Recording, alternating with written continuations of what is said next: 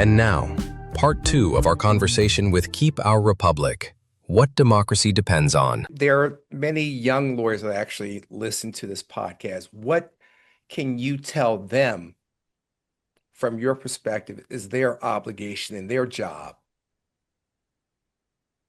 Well, they take the same oath of office as we did as judges and as we did as lawyers. And that oath in nearly every state includes the pledge to support and defend the Constitution of the United States. And that means that every lawyer, no matter if they're an intellectual property lawyer or a personal injuries lawyer or whatever kind of lawyer, corporate lawyer, has that same duty that judges have. And so I remind them of that when we have meetings with lawyers, which we have a lot. We do CLE, continuing legal education. Or are you telling them to go out and do work similar to what you're doing? Yes, absolutely. And I always tell them, some of you are township solicitors, or you have public forums, and you need to get up and you need to talk in favor of our Constitution. We say we're nonpartisan. Well, I'll tell you, we're highly partisan in one matter, and that is the support and defense of the Constitution of the United States. We're highly partisan, if you want to look at that as what our goal is and our sole goal, our only goal. And we don't care, by the way, about party labels. You can call it anything you want, this party or that party. If they share the goal of supporting and defending the Constitution of the United States, we're for them. I like to remind these young lawyers when I speak to them, and I try to speak to them often, that they either are now or soon will become the leaders in their communities. They will be the elected officials in the future. And they need to understand how important this is to our society and our government when they take these positions of responsibility in the future. That's a good thing. I want to talk to you guys a little bit about this concept that you often hear, and that is the rule of law. And we just say the rule of law, and we lawyers know what the rule of law is. But for lay people who are not attorneys or judges, how would you explain, judge, to either one of you two, what the rule of law means and why it is important?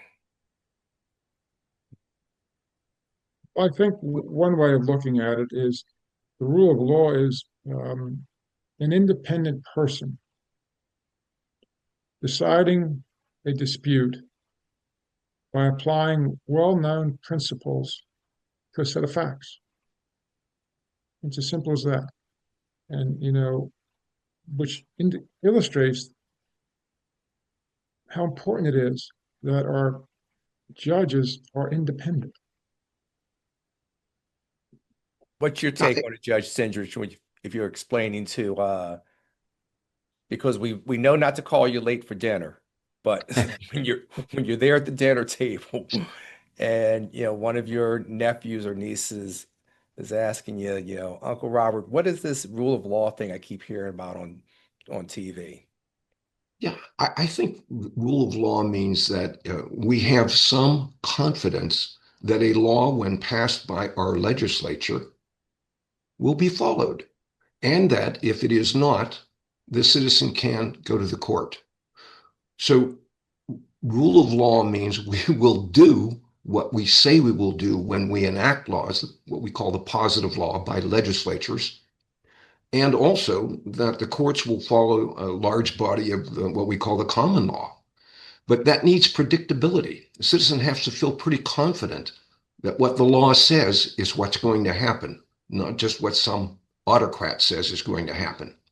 So I think rule of law really comes down to a belief that we will make certain guidelines, rules, laws, and we will follow them. Well, what happens when the rule of law begins to erode, when there is this lack of confidence, there is this one, rich people are treated one way or poor people are treated another, or certain people get different types of justice? What happens when we have the erosion of the rule of law, or when you have governments that don't follow the rule of law? Well, you Well, inject, go ahead. I'm sorry, Bob. You No, inject go ahead, Judge. you inject instability and uncertainty into the system, which has dire effects on things like the economy and dire effects on people who are trying to plan their lives, plan their day, plan their week, plan what they're going to do with their lives. That's what happens, and that's the danger. Yeah, I agree. I think we can look, and we're talking to a group of International Academy of Trial Lawyers. Look at internationally what's happened. Would you want to have your arbitration dispute settled in Hong Kong? 10 years ago, you might have. Would you today, and why not? So what does that mean, though? It means that when there's no rule of law, when people can't depend upon the predictability of the law, investment wanes, property values wane.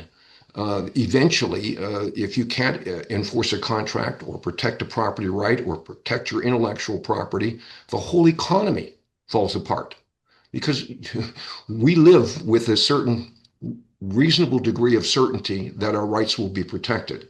And that's what causes, for example, lenders. So the capital market is not going to be investing heavily when it has no assurances that the law will be followed in such a way as to protect its investments. Same thing with shareholders. So the consequences of non-adherence to the rule of law can be disastrous economically. Mm-hmm. And I think people can understand that, if you don't have consistency in the laws, it will impact you economically, especially worldwide. You want to follow up on that a little bit, Judge Kugler? Well, I think we go back in history. Enshrined in the Constitution in Article 1, Section 10, among other things, is this provision that states shall make no law impairing the obligation of contracts. And that led to the famous, well, maybe not famous enough, but one of the most underappreciated Supreme Court decisions, I believe, the Trustees of Dartmouth College case in 1819, where the court held Oh that my the states goodness, have you're taking me back to constitutional law. Constitutional law. That you didn't give me a trick. You didn't give me a trigger warning on that one. But go ahead. the Supreme Court held that states have an obligation to enforce private contracts. And in that case, it was through the judicial system that came up through the New Hampshire Supreme Court. And that has been so important to the functioning of this society and this economy that you can go to court and you can have an independent judge, an independent fact finder, enforce your contract.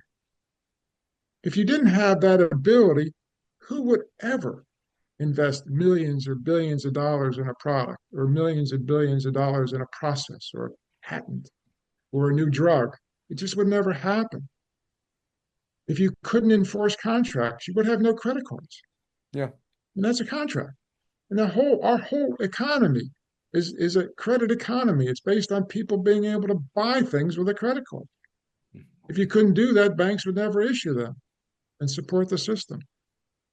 So it's been a great system, a great economy. People, I mean, we are a wealthy nation for the most part, the likes of which have never been seen before. I think it's because we protect property rights. We enforce contracts here in this country. Yeah, I agree. In another life, I was a general counsel of two large organizations. One was the United States Steel Corporation. The other was University of Pittsburgh Medical Center. And I served on the boards of two publicly held corporations. And the one thing for sure is predictability. Yeah. So you're doing a CapEx budget, and you get all the presentations about how much of the shareholders' money we can spend either building a new plant or expanding in some fashion or contemplating a merger or acquisition.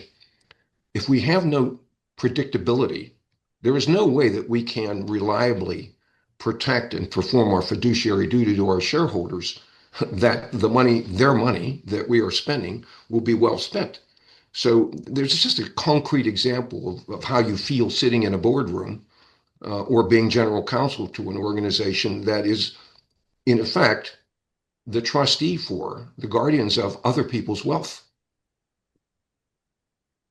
I think a Go ahead. great example is in the IP Yeah. world. Hatch-Waxman. I'm from New Jersey, and there are a lot of pharmaceutical companies in New Jersey, so we had a lot of Hatch-Waxman litigation. That's all about generics entering the world of drugs. Hatch-Waxman was passed because I think the drug companies wanted certainty. And it's a process that's set up by Congress. It's enforced in the district court and has very strict time limits because of the realization that you need predictability. Nobody's going to enter this market unless they have the predictability. They're not going to spend the millions or billions of dollars necessary to develop new drugs or generic drugs. There's these time limits that these things have to be done within X number of days. It's usually 180 days. That gives the predictability and the certainty to the drug companies to go ahead and invest enormous sums of money in new drugs. Let's take this over to the criminal context and the rule of law. What is the significance in the criminal context with the rule of law and failure to abide by the rule of law? Well, maybe I can tackle that one because I've been both an assistant public defender and an assistant district attorney and a United States attorney. So I have a lot of Judge Cindrich, spent a lot of time.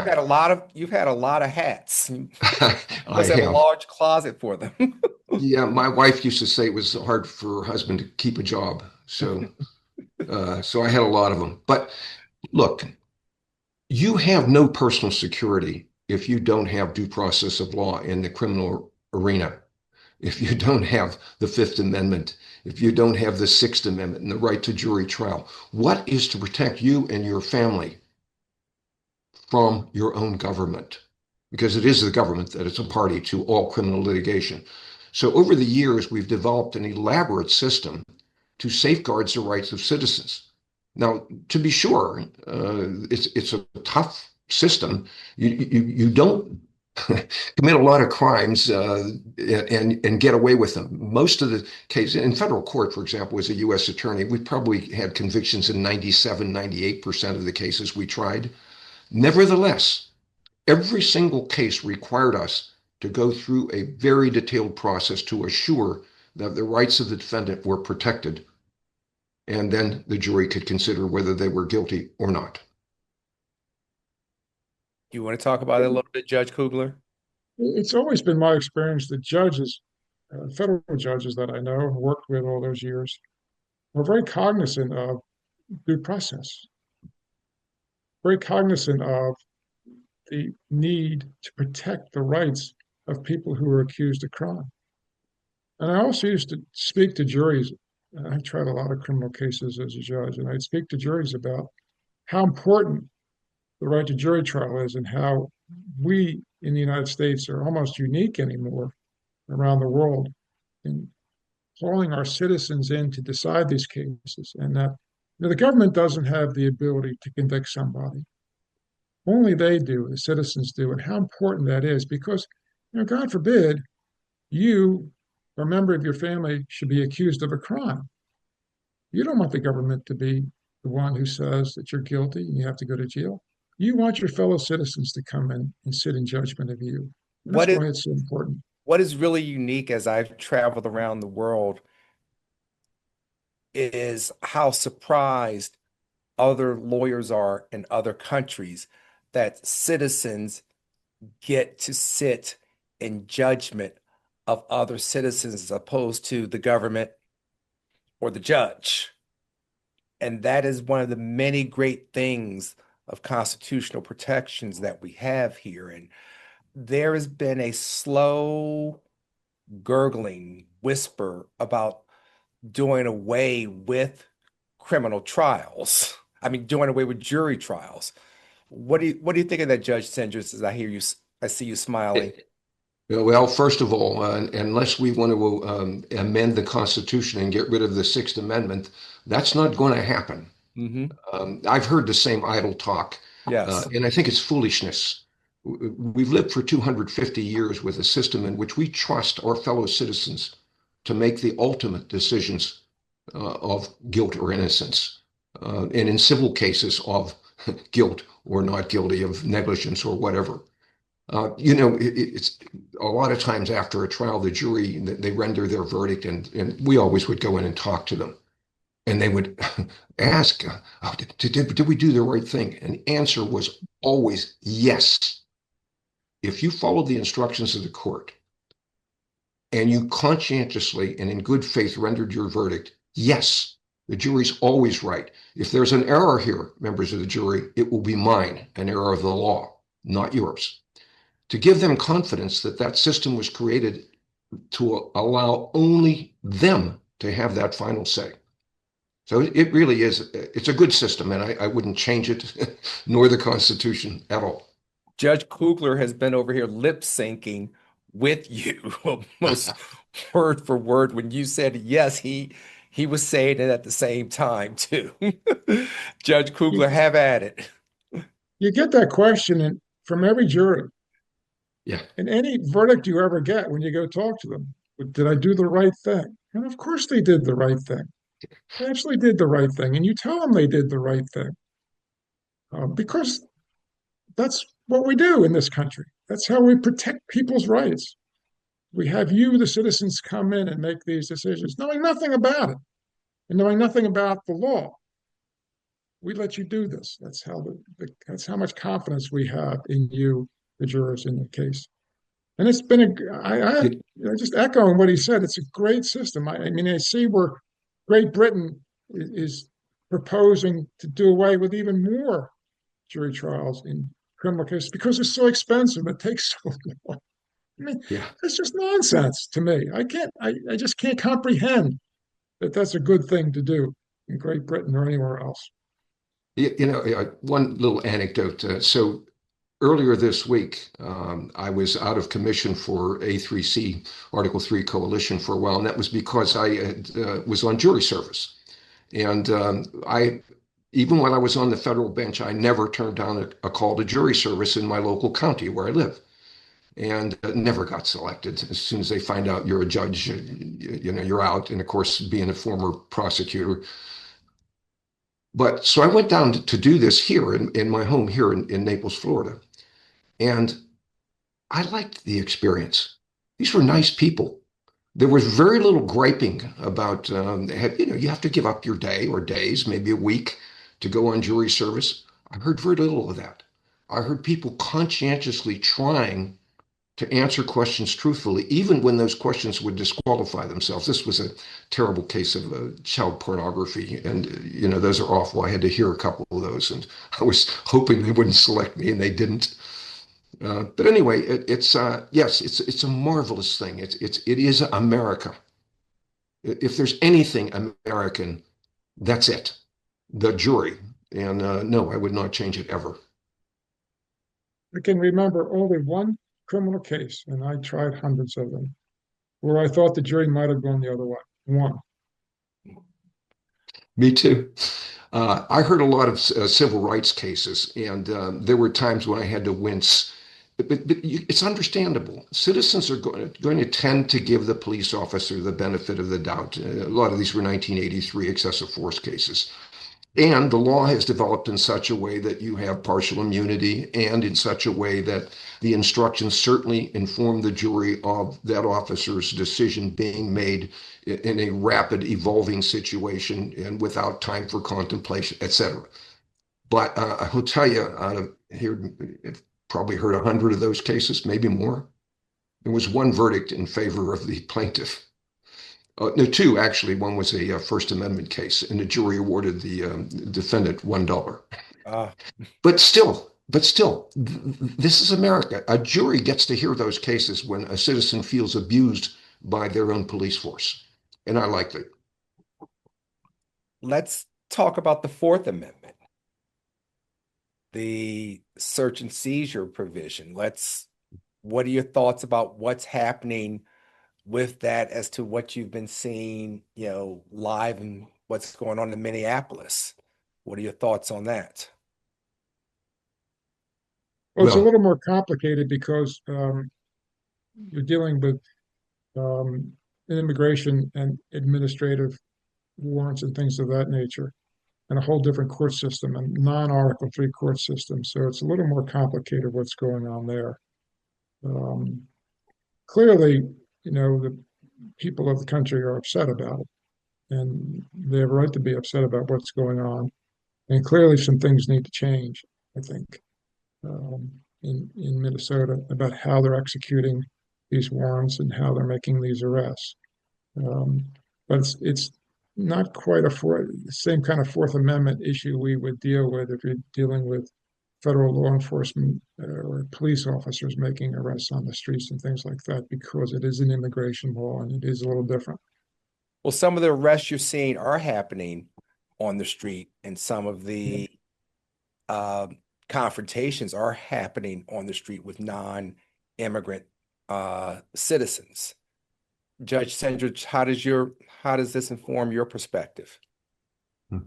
Well, when I moved from being a district attorney in the state courts to being the U.S. attorney, I found that the Fourth Amendment was largely, I won't say non-existent, but not the same as enforced under the same Constitution by the states. And as you know, the states can always enforce their own state constitution and are not bound by federal law to that extent.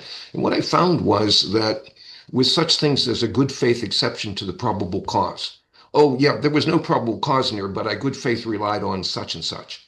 I didn't agree with that, but obviously it was a law, and no judge is free to disregard the law, as our Supreme Court has ruled. And so naturally, I saw almost never was there a suppression in federal court. And I think that's gone too far. I think we need to respect the rights of citizens more. And you mentioned Minneapolis. That is different. But on the other hand, someone that has police on their jersey here, someone that says you're under arrest, seems to me that the function is a police function, and it seems to me the same constitutional guarantees ought to apply. That's what some would believe, that you're executing a function traditionally reserved for, a state or federal government, that all the protections of the Constitution immediately come in regardless of who's authorized this. But that we can leave for the constitutional criminal lawyers to debate in court. As we move forward with Keep Our Republic and what you guys are doing, what should we be doing to reinforce you and to assist you in what you're doing, to informing the public, to making sure that, judges are respected and the judiciary is respected and the rule of law remains at the forefront of all that we do? What do you want to tell the listeners? I think the first thing we tell the listeners is we're available to speak. I mean, give us a forum. Any forum you think is appropriate, we will find someone to come talk to you about these very important issues. I think that's the most important thing, is the forums. We need more forums. Your executive directors here. Anthony, how do we catch up with Keep Our Republic? Can you give us a website or something to take a look at? Absolutely. Our website's keepourrepublic.org. We have all of our initiatives there, and the Article 3 Coalition keeps updates on events we're doing, media engagements, all of that. We're also on social media, on X, Blue Sky, LinkedIn, Facebook, and can see updates on there as well. I think an amplification of our message by people like you. I mean, you are doing right now the kind of help that you ask us about. You are doing that. But I think the amplification of our messages, when we do speak, we speak to CEOs, we speak to corporate general counsel, National Association of Manufacturers. We hope that people amplify our message by repeating it and by believing in it. Oh, trust me, when I found out about you guys, I went running towards you, and you introduced talking about the number of federal court judges. When I was scrolling through the list and just saw the number of appeals court judges, district court judges, I was so impressed that you guys can come together under one tent to speak about something, consistently, and that is the rule of law and the importance of the judiciary. And I want to thank you guys for doing that, because you could be out on the golf course, which I know Judge Cindrich is going to be doing probably after this.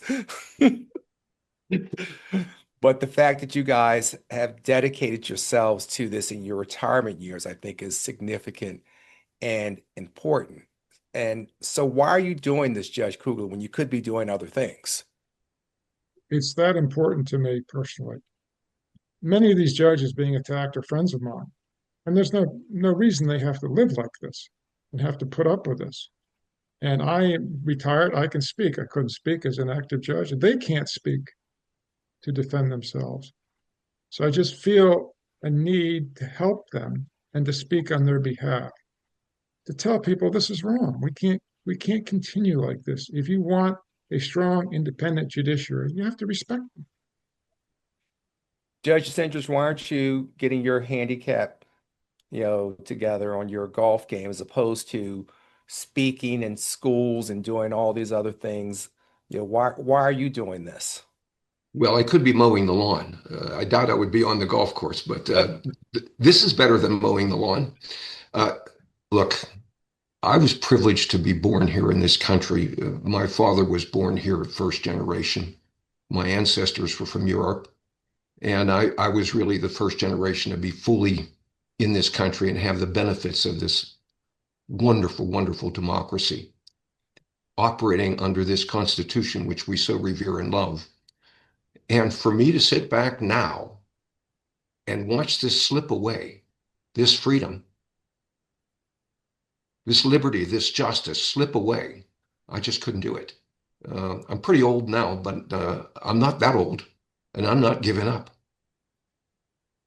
I don't have anything to add after that, Judge Cindrich. That's a great way to end this session. I just think those words, I hope they resonate with people. I hope they listen to you two gentlemen who could be doing other things. You've given service and you have served wonderfully this country by being federal court judges. And thank you for being here. I really appreciate it. And hopefully I can get you guys back on here again and we can talk about some of the great things you guys are doing to keep our republic.